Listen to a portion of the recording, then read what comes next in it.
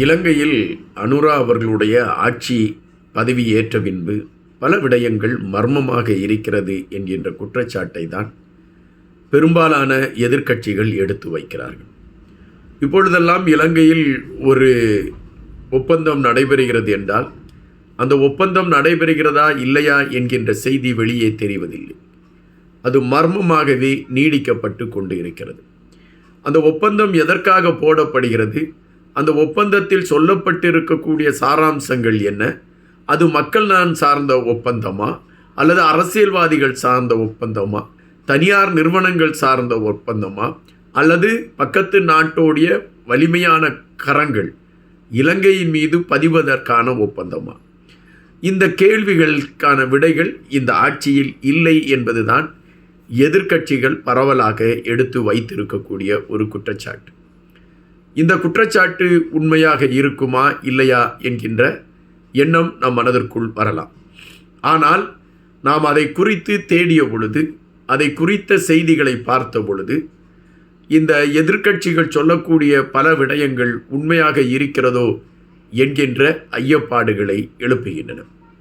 தற்பொழுது கூட இந்தியாவின் மீதும் அமெரிக்காவின் மீதும் கடும் விமர்சனங்களை எதிர்க்கட்சிகளை சார்ந்தவர்கள் எடுத்து வைக்கிறார்கள். அவர்கள் எதற்காக அந்த விமர்சனங்களை எடுத்து வைக்கிறார்கள் என்றால், இந்த அரசு ஒரு ஒளிவு மறைவு இல்லாத அரசாக இல்லை. அவர்கள் அவர்களுக்கான ஒரு வழிமுறைகளை உருவாக்கி கொண்டு அதன் அடிப்படையில் பயணிக்கின்றார்கள். மக்களிடம் கூட உண்மையை சொல்வதற்கு யோசிக்கிறார்கள். இவர்களை எதிர்த்து பல போராட்டங்கள் வெடிப்பதற்கான வாய்ப்புகள் இருக்கிறது. ஆயினும் அதை குறித்தெல்லாம் கவலைப்படாமல் இவர்களுடைய செயல்பாடுகள் ஒட்டுமொத்தமாக ஒரு மர்மமான களத்திலே பயணிக்கிறது என்று எதிர்க்கட்சிகளை சார்ந்தவர்கள் வருத்தம் தெரிவித்திருக்கிறார்கள். இங்கு இந்தியாவிற்கும் அமெரிக்காவிற்கும் இலங்கைக்கும் இடையே நடந்த ஒப்பந்தங்கள் ஏன் மறைமுகப்படுத்தப்பட்டிருக்கிறது? எத்தனை ஒப்பந்தங்கள் இந்தியாவிற்கும் இலங்கைக்கும் இடையே போடப்பட்டிருக்கிறது? அந்த ஒப்பந்தங்களில் சொல்லப்பட்டிருக்கக்கூடிய சாராம்சங்கள் என்ன? இவைகளை நாம் பார்க்க வேண்டியது இப்பொழுது உள்ள சூழலில் கடமையாக இருக்கிறது. காரணம், இந்த ஆட்சியாளர்களை விமர்சிக்க வேண்டும் என்பது நம்மளுடைய எண்ணம் அல்ல. இந்த ஆட்சியாளர்கள் தமிழர்கள் பக்கத்தில் அல்லது தமிழர்கள் சார்ந்த விடயங்களில் ஒரு தெளிவாக இருக்க வேண்டும் என்கின்ற நிலைப்பாடு தான் நம் மனதிற்குள். எனவே தான் அது சார்ந்த ஒரு தேடலோடு இந்த களத்திற்குள் பயணித்திருக்கிறேன். எங்களுடைய வலையொலியை நீங்கள் பார்த்து கொண்டிருக்கிறீர்கள். எனக்கு கொஞ்சம் உடல்நிலை சரியில்லை என்று சொன்ன பொழுது நிறைய பேர் தங்கள் உறவாக என்னை நினைத்து கொண்டு அவர்கள் பதிவிட்ட அந்த ஆறுதல் வார்த்தைகள் உண்மையிலே என்னை அது கண்களில் கண்ணீரை வரவழைத்து விட்டது. யாரோ ஒருவன் எங்கிருந்தோ பேசிக்கொண்டிருக்கிறான் என்ற நினைப்பில் இல்லாமல் நமக்காக ஒருவன் பேசிக்கொண்டிருக்கிறானே என்று நீங்கள் உங்களுடைய உறவாக என்னை பார்த்த அந்த நிமிடமே உண்மையிலே என் கண்கள் நீரை கோர்த்து விட்டது. உங்கள் அனைவருக்குமே நான் நன்றி சொல்ல கடமைப்பட்டிருக்கிறேன். இதுதான் மனிதநேயம் என்று சொல்வது. அது தமிழனுக்கு மட்டும்தான் சொந்தமானது. வீடுதோறும் திண்ணை வைத்து வழிப்போக்கர்கள் வந்து படுக்கட்டும் என்று கதவை திறந்து வைத்திருக்கக்கூடிய ஒரு கலாச்சாரத்தை முன்னிலைப்படுத்திய இனத்தின் சொந்தக்காரர்கள் நீங்கள். எனவே யாரோ ஈண்டெடுத்த ஒருவன் நமக்காக பேசுகிறான் என்று நீங்கள் நினைத்து காட்டிய அன்பிற்கு மிக மிக நன்றி. இலங்கைக்கும் இந்தியாவிற்கும் இடையே நடந்திருக்கக்கூடிய ஒப்பந்தங்கள், தற்பொழுது இந்த ஒரு வருடத்தில் எத்தனை ஒப்பந்தங்கள் போடப்பட்டிருக்கிறது என்ற செய்தியை பார்க்கின்ற பொழுது நமக்கு கிடைத்த செய்திகளின் அடிப்படையில் 7 ஒப்பந்தங்கள் போடப்பட்டிருக்கிறது என்று சொல்கிறார்கள். இந்த 7 ஒப்பந்தங்களும் மிக மிக மறைமுகமாக, அதுவும் இரகசியமாக கையாளப்பட்டிருக்கிறது என்ற செய்தி தான் சொல்லப்படுகிறது. உண்மையிலே இந்த 7 ஒப்பந்தங்களில் என்ன விடயங்கள் பேசப்பட்டிருக்கிறது? ஏன் அதை வெளியே சொல்வதற்கு இலங்கை ஆட்சியாளர்கள் சிந்திக்கிறார்கள்? இந்த கேள்விகள் எழும்பாமல் இல்லை.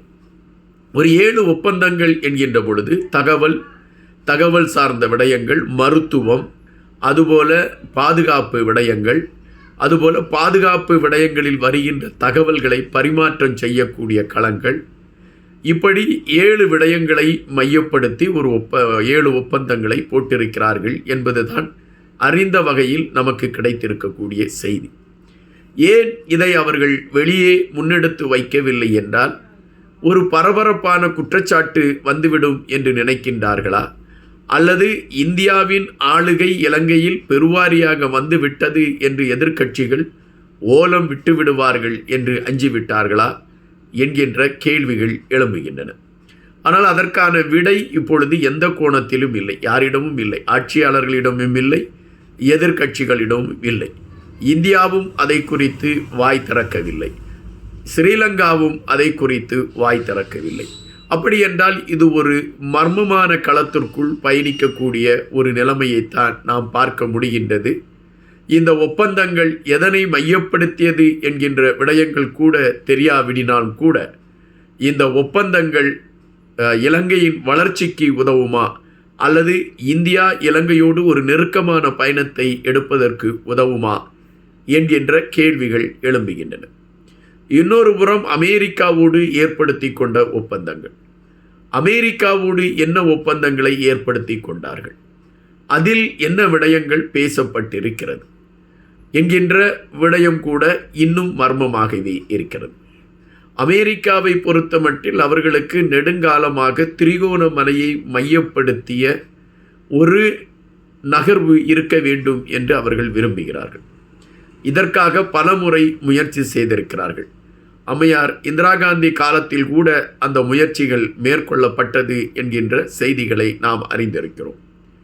தற்பொழுதும் அதுபோன்ற ஒரு நகர்வுகள் எடுக்கப்பட்டு கொண்டிருக்கிறது என்கின்ற செய்திகள் வருகின்றன.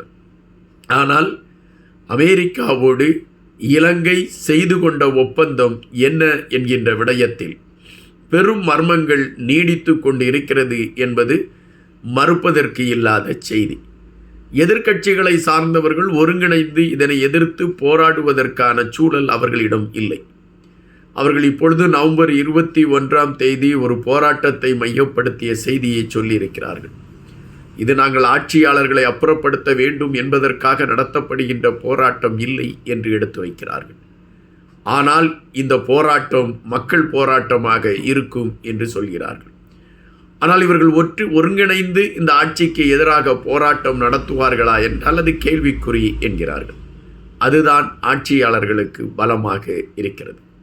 எதிர்க்கட்சிகள் ஒருங்கிணைப்பதற்கான வாய்ப்புகள் மிக குறைவு என்பதால் ஆட்சியாளர்கள் செய்யக்கூடிய விடயங்களை இரகசியமாகவே செய்து கொண்டிருக்கிறார்கள் என்பதாகத்தான் நாம் அறிந்த வகையில் வரக்கூடிய செய்தியாக இருக்கின்றது. காத்திருக்க வேண்டியதிருக்கிறது இந்த இரகசியங்கள் உடைபடும் காலத்தை எதிர்பார்த்து. நன்றியுடன் என்பார்.